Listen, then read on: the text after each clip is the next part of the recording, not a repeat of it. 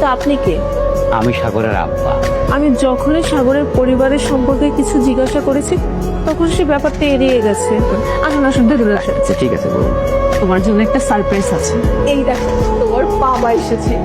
আচ্ছা ঠিক আছে, তুমি যদি এসেছো দুদিন থাকো, তারপর চলে যাও।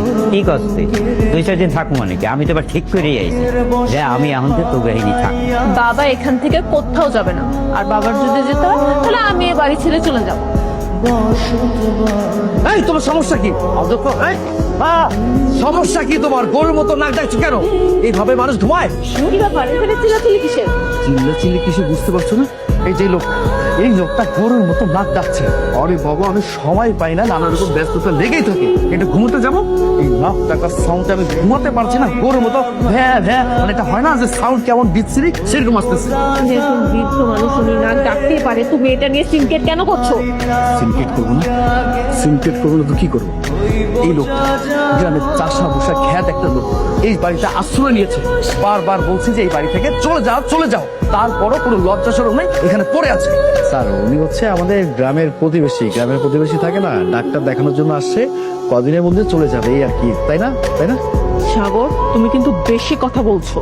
চুপ করো, আমি কোনো বেশি কথা বলছি না, তুমি বেশি কথা বলছো। এই, আপনার সমস্যা কি? হ্যাঁ, আপনি পায়ের উপর পা তুলে বসে আছেন কেন? আপনি সোসাইটি বলে কোনো কিছু বোঝেন না? ভুল করে সবসময় কাজ করলে হবে নাকি? আমার ছাড় আসছে এখানে, আর আপনি পায়ের উপর পা তুলে খাচ্ছেন। গ্রামের চাষা বসা মানুষ কোনো ম্যানার্স বোঝে না, কোনো কিছু বোঝে না। কটা নামান বলছি। আপনি যেভাবে খাবার খেয়ে নিজেকে কমফোর্টেবল ফিল মনে করবেন, আপনি সেভাবেই খাবারটা খান। কে কি বললো না বললো তাতে আপনার কান দেওয়ার কোনো দরকার নেই। তুমি কিন্তু বেশি বেশি করছো। তুমি কি বলছো সেটা কি তুমি বুঝতে পারছো? নিজের অফিসের বসের কাছে তোমার বাবার পরিচয় দিচ্ছ যে সে গ্রামের একজন প্রতিবেশী। কি? আপনি এত নীচ? আপনার বাবাকে আপনি অস্বীকার করছেন? আপনার জন্মদাতা পিতা। ছি! শুনেন, আপনি আগামীকাল থেকে আমার অফিসে যাবেন। হ্যাঁ, আমি একটা কথা বলছি।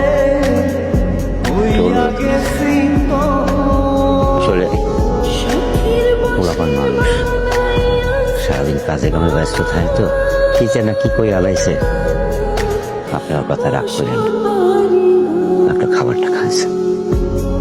আর ওর চাকরিটা কাজ আছে, এই শহরের বাড়িতে চাকরিটা থাকে মেলা ঝামেলা সাথে করে যাবে। আমি আপনার কথা মতো আপনার ছেলেকে আমি ক্ষমা করব। স্যার, বলছিলাম কি, অন্তত পক্ষে আপনি খাওয়া করে তারপরে যান। শুনুন, অন্তত আপনার বাসায় এক লোকমা ভাত আমি খাবো না। বাবার ওষুধটা শেষ হয়ে গেছে, তুমি যদি কালকে অফিস থেকে আসার টাইমে ওষুধটা নিয়ে আসতে তাহলে খুব ভালো হতো। এই কথায় কথায় বাবা বাবা বাবা, এইটা ছাড়া কি আর কোনো শব্দ নাই? হ্যাঁ, বাবা ছাড়া কোনো শব্দ নাই কেন? বাবা আমার না তো, তোর এত মাথা ব্যথা কিসের সেটা আমাকে বল। বাবার সঙ্গে তো কি সম্পর্ক আমাকে বল।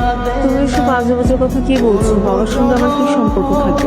আমি তোর মেয়ের মতো, সে আমার বাবা, এছাড়া আর কোনো সম্পর্ক নেই। আমার বাবা হুট করে এই বাড়িতে আসলো, আসার পর এই সংসারটার মধ্যে অশান্তি তৈরি করে ফেললো। তোর কথার মধ্যে বাবা ছাড়ার কোনো কথা নেই। আরে ভাই, বাবাটা তো আমার, মাথা ব্যথা থাকলে আমার হবে, তোর এত মাথা ব্যথা কিসের? আমি তো কোনো কিছু নিতে পারি না। তুই আমার বিবাহিত স্ত্রী না, আমার প্রতি তোর দায়িত্ব আছে কি? আরে বাবা, কোনো রকম প্রেম নাই, ভালোবাসা নাই, কোনো কিছু নাই, সব কিছু শুধু বাবা বাবা বাবা।